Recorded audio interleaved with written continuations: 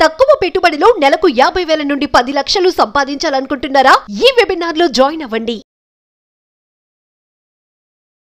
High viewers, India's largest digital media network Suman టీవీకి స్వాగతం. ప్రస్తుతం మనతో ఉన్నారు motivational speaker and language trainer Vijaya Bangaru. అమ్మ నమస్తే. నమస్తే అండి. అమ్మ, కోల్కతా ఇన్సిడెంట్ గురించి మనం ప్రతి వీడియో చేస్తున్నాము. తీర్పు వచ్చే వరకు కూడా మనం పోరాటం అయితే ఆపము. అయితే విచిత్రం ఏమిటి అంటే, మొన్నటి వరకు గ్యాంగ్ రేప్ ఇది ఒక్కరి హస్తం కాదు అని ఇప్పటికీ జనాలకు అందరికీ అదొక మైండ్లో పడిపోయింది. ఇప్పుడు నిన్న చూసుకుంటే నేషనల్ మీడియా వరకు కూడా ఒకటే చెప్తున్నారు, ఇది గ్యాంగ్ రేప్ కాదు, ఓన్లీ సంజయ్ రాయ్ మాత్రమే చేస్తున్నారు అంటున్నారు. ఇది చాలా మందికి ఏంటంటే ఒక కుట్ర కనిపిస్తుంది మళ్ళా ఇక్కడ. అంటే ఒక్కసారిగా వచ్చిన ఆశ మళ్ళా చేజారిపోతుందేమో, ఏమైపోతుంది, సిబిఐ కూడా దీనికి అమ్ముడుపోయిందా, ఉన్న ఒక్క హోప్స్ మాకు సిబిఐ, ఇది కూడా మా ఆశల్ని అరియాశలు చేస్తుందా అని చాలా మంది ఆవేదన పడుతున్నారు. ఈవెన్ నేను కూడా, మీరు కూడా బాధపడుతున్నారు. అవునండి. అంటే ఏందమ్మా మనం ఏమనుకున్నామంటే, ఫస్ట్ అంటే అక్కడ ఉండే ఆధారాలను బట్టి ఆ అమ్మాయిని చేసిన చిత్రహింసలను చూసి ఎవరైనా సరే ఆన్ ద స్పాట్ లో ఇది ఒక్కరు చేసిన పని గారు, 7 మంది 8 మందో కొంతమంది గ్యాంగ్ కలిపి ఒక కుట్ర పన్ని అంటే కిరాతకంగా చంపారు, రేప్ చేశారని ఎవరికైనా సీన్ చూస్తే అర్థమవుతుంది. ఈవెన్ మనం మొన్నటి దాకా కూడా అందరం అదే దాంట్లో ఉన్నాం.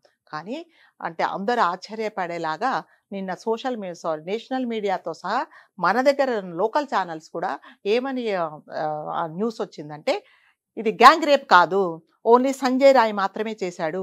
ఎందుకు అంటే అతని బాడీ మీద ఉండే శాంపుల్స్తో పాటు ఈమెవి కంపేర్ చేసినప్పుడు ఇతని గోళ్లలో వెంట్రుకలతో స్కిన్తో సహా ఈమెదే ఉంది, కాబట్టి ఇతనే చేశాడని తేల్చి చెప్పేశారు అనమాట.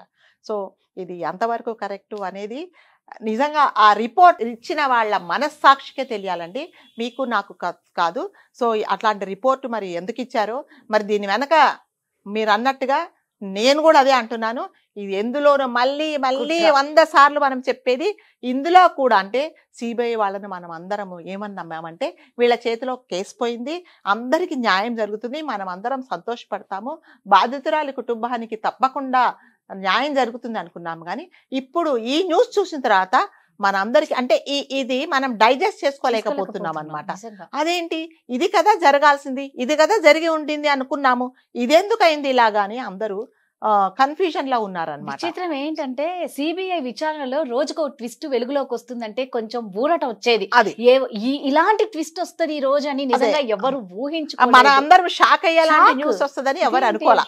ఏంటమ్మా నాకు అర్థం కాలే, ఇప్పుడు ఒక్కడైనా అంత చక్కగా తీర్మానం ఇచ్చేస్తున్నారే, ఆ ఒక్కడి ఇంత కిరాతకంగా ఒక్కడితో అయ్యే పనేనా? ఇది ఒక్కడితో అయ్యే పనే కాదండి. ఇది మళ్ళీ మనం అందరం పోయి సిబిఐ వాళ్ళ దగ్గర మాట్లాడినా కూడా అందరం ఇదే మాట్లాడతాము, ఒక్కడు చేయడు, ఒక్కడు అంత కిరాతకంగా వెముకలు విరిచేసి అంటే బాడీలో ఏమాత్రం స్పేస్ లేకుండా అంత రక్తం వచ్చేలాగా కొట్టాడంటే అది ఒక్కడి పని కాదు, అది ఒక్కడు చేసిందే కానే కాదు.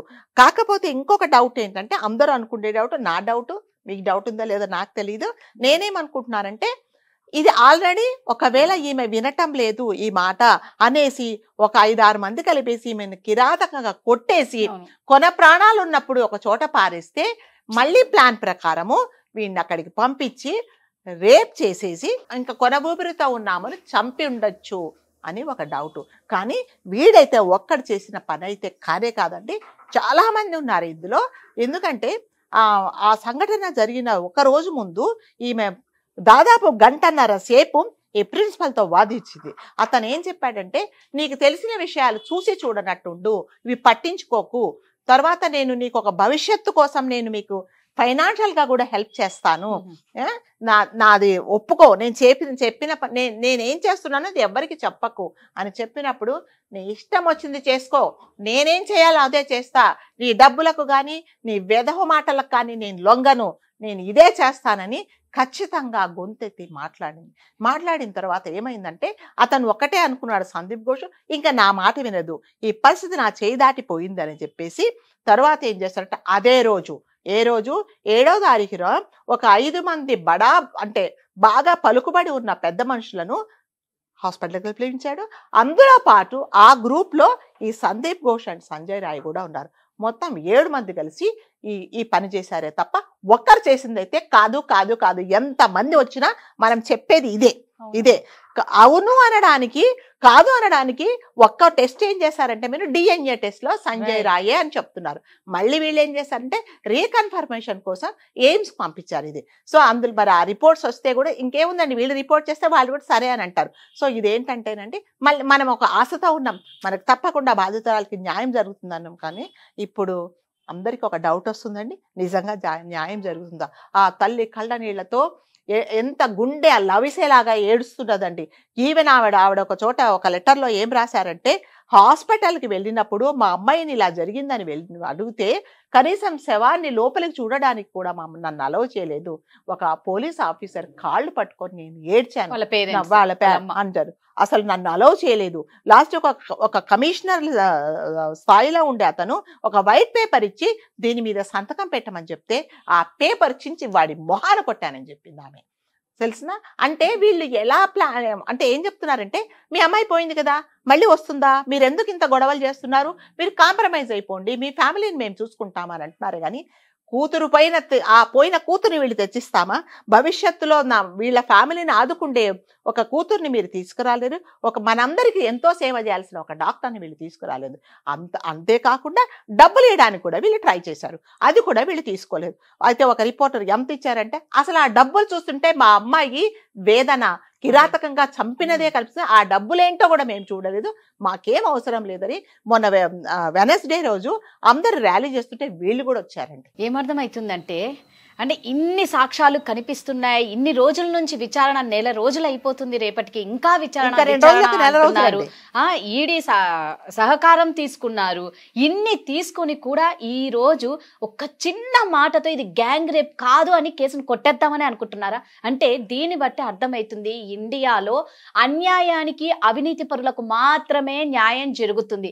అంటే ఇలాంటి తీర్పులు ఇస్తే మీరు అన్యాయానికి న్యాయం చేస్తూ ఆ బాధిత కుటుంబానికి కానీ ప్రజలకు కానీ మీరు అన్యాయం చేస్తే నేరం చేసే వాళ్ళని ఇంకా చేయండి, మేము మిమ్మల్ని రక్షిస్తాము, మీరు చేసేసి వెళ్ళిపోండి, మేమున్నాం మీ వెనక అని ఒక రకంగా ఎంకరేజ్ చేస్తున్నారు. ఇండియా భారతీయ సంస్కృతి అంటే ఎంత గొప్ప పేరుందో, ఇప్పుడు ఈ భారతీయ సంస్కృతి అంటే మీరు ఇలాంటివి చేస్తే ఇక్కడ భారతీయులము అన మనం చెప్పేది మెసేజ్ ఒకటి. మనం ఇలాంటి వాటికి న్యాయంగా తీర్పిస్తున్నామంటే మీరు అందరు ఇవే చెయ్యండి అన్నప్పుడు ఇక ఆడపిల్లలు అంటూ పుట్టరు కదా.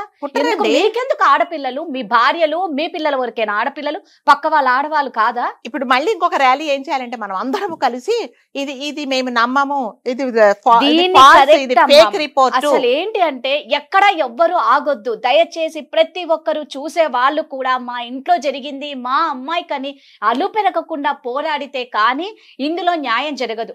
యాక్చువల్ గా ఎప్పుడు ఒక ఇన్సిడెంట్ కూడా ఢిల్లీలో జరిగిన దానికి 3 ఏళ్ల తర్వాత తీర్పు వచ్చింది. అప్పుడు కూడా అందరూ అలు పెరగకుండా పోరాడినందుకే వచ్చింది.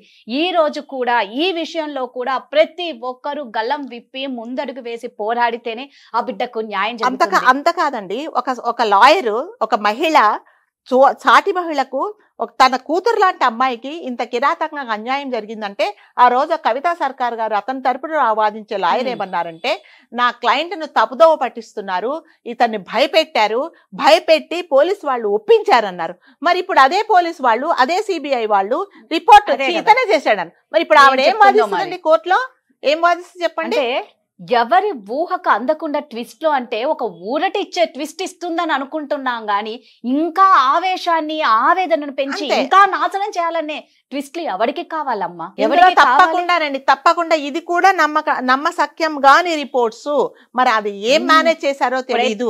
దాంట్లో కుట్ర అంటే ఇప్పుడు కూడా అర్థమవుతుంది. సిబిఐ ఈడీ ఎంటర్ అయింది, ఏదో చేస్తుంది అనుకుంటే, అంటే రాజకీయ పలుకుపడి డబ్బు ఉంటే ఎవరికి న్యాయం జరగదమ్మా, అలాంటి వాళ్ళకే న్యాయాలు జరుగుతాయి. మన భారతదేశానికి ఇచ్చే మెసేజ్ ఏంటి అంటే, మీరు ఇలాంటివి చెయ్యండి, మీరు బాగుపడతారు, మీ దగ్గర ఉండాల్సింది డబ్బు పలుకుబడి, మీరు ఏమైనా చెయ్యొచ్చని వీళ్ళు మెసేజ్ ఇస్తున్నారు. కానీ దీన్ని ఇంతటితో ఆపకుండా ప్రతి ఒక్కరు పోరాడాలమ్మా. ఇప్పుడు రేపు వచ్చే 17న ఇదే తీర్పు వచ్చింది అనుకోండి, దానికి మళ్ళీ కాంప్రమైజ్ అయ్యేది లేదండి. మళ్ళీ కరెక్ట్ న్యాయం జరిగేదాకా అంటే ప్రజలే చెప్పాలి కరెక్టే, మీరు కరెక్ట్ న్యాయం ఇచ్చారు, మేమందరం సంతోషపడుతున్నాము, ఆ చనిపోయిన అమ్మాయికి ఆత్మశాంతి కలుగుతుంది అన్న తీర్పు వచ్చేదాకా ఇదైతే ఈ పోరాటం అయితే ఆపేది లేదని మనం ప్రతి ఒక్కరికి మెసేజ్ ఇవ్వాలి.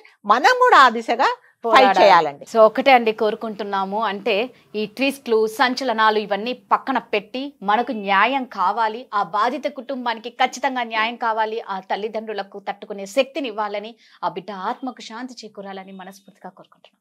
నమస్తే అండి.